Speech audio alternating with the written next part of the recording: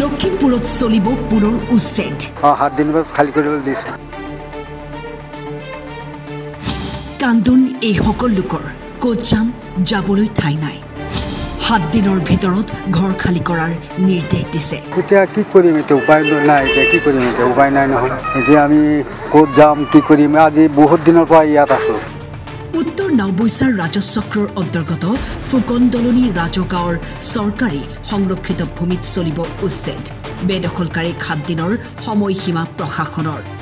হয় এতে জন্ম ক'ত যাব যাবলৈ এটা জাগাই নাই একটা মাটিও নাই কোনোবা কিমান বছৰৰ পৰা আছিল এইটো আমাৰ আটো ককা পৰা ককা দেউতা পৰা আগৰ পৰা আপোনালোকৰ পট্টা মাটি নাই ক'ত যাব এতিয়া চৰকাৰে কি কৰে এতিয়া আমাক সংস্থাপন দিব লাগিব চৰকাৰে লাগিলে মাৰি দিয়ক উপায় নাই ৰাজা কি কৰিব সৰু সৰু ল'ৰা ছোৱালীবিলাক এতিয়া ক'ত স্কুল পাৰিব ক'ত যাব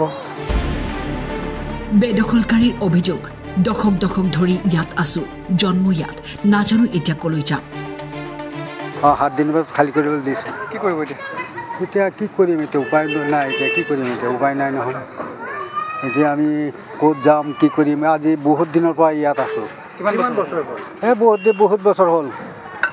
ইয়াতে আছো আমাৰ জন্মকৰ্ম ইয়াত এতিয়া আমি কি কৰিম জানো এতিয়া উপায় নাই পাইছোঁ আমি এতিয়া কিনো চৰকাৰে কি কৰে জানো আগততো খাজনা টাজনা চব লৈছে এতিয়াতো আমি ভাবিছোঁ বোলে খাজনা টাজনা লৈছে আকৌ ঘৰো দিছে মানুহক সেই বুলি ইয়াত বহি আছোঁ বোলে পাট্টা দিব বুলি কৈ আছে এতিয়া পাট্টা চাট্টা নাই এতিয়া কৈছে বোলে এই খেদি দিছে ক'ত যাব আপোনালোক এতিয়া আমি ক'ত যাম এতিয়া উপায় নাইকিয়া হৈছে মাটি বাৰী নাই কাৰোবাৰ ঘৰত সোমাব লাগিব আমাৰ ভতিজা আছে তাৰ ঘৰত যাম এতিয়া ভাঙিছে ইতিমধ্যে ঘৰ খালি কৰাৰ নিৰ্দেশ দিয়া হৈছে এই সকল লোকে নিজেই সজাগ ঘৰখন নিজ হাতেৰে ভাঙিছে আমাক অলপ আগতে জাননী দিছে আজি জাননী দিছে আৰু এসপ্তাহৰ সময়সীমা বান্ধি দিছে এসপ্তাহৰ ভিতৰত এই জেগাখিনি খালী কৰিবলৈ প্ৰশাসনৰ তৰফৰ পৰা নিৰ্দেশ দিছে আৰু ৰাইজে স্বতঃস্ফূৰ্তভাৱে এই জেগাৰ পৰা নিজৰ মানে এইটো ফুকনদলনি গাঁৱৰ মাজডোখৰত এডোখৰ ঠাই আৰু চাৰিওফালে ফুকনদলনি গাঁও আছে গতিকে তেওঁলোকৰ আত্মীয়সকল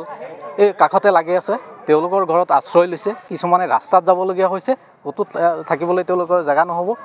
আৰু মই সেইটো কাৰণে মই মাননীয় মুখ্যমন্ত্ৰী ডাঙৰীয়াক আহ্বান জনাম যে এই ভূমিহীন অসহায় লোকসকলক যাতে সংস্থাপন দিয়াৰ ব্যৱস্থা কৰে ক্ষতিপূৰণ দিয়াৰ ব্যৱস্থা কৰে তেওঁলোকৰ পিনে অলপ চায় আৰু এই মানুহবিলাক সঁচাকৈ দুখীয়া তেওঁলোকে একো টেলেণ্টেড নহয় বুজি নাপায় অশিক্ষিত হয় আৰু গেজিং এইটো দলনি বুলি কয় দলনিত থকা মানুহ এলোক আৰু তেওঁলোকে বেছিভাগ কাম কাজ কৰি খায় তেওঁলোকৰ বেলেগ কোনো ধৰণৰ জীৱন নিৰ্বাহ কৰাৰ কোনো ধৰণৰ হেৰি নাই উপায় নাই আৰু তেওঁলোকৰ আজি এই পানীত হাঁহ নচৰা অৱস্থা হৈছে আৰু বহুত মানুহ এতিয়ালৈকে ক'বলৈ গ'লে আধা মৰাৰ নিচিনা হৈ আছে খাবলৈ ঘৰত একো নাই আৰু ক'ৰ পৰা খাব সেইটো যুগ ধৰি ইয়াত বহি আছে মানে আমি জন্মৰ পৰাই চাই আছোঁ মানুহবিলাক ইয়াত আছে এইটো ঠাইতে কিছুমান মানুহ এতিয়া মৰিও গ'ল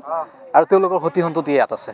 বাহিৰৰ পৰা কোনো মানুহ ইয়াত অহা নাই ইয়াত স্থানীয় মানুহ গোটেইখিনি ইয়াত স্থানীয় মানুহ হয় লখিমপুৰৰ পৰা ইনজামামুল হকৰ ৰিপৰ্ট টাইম 8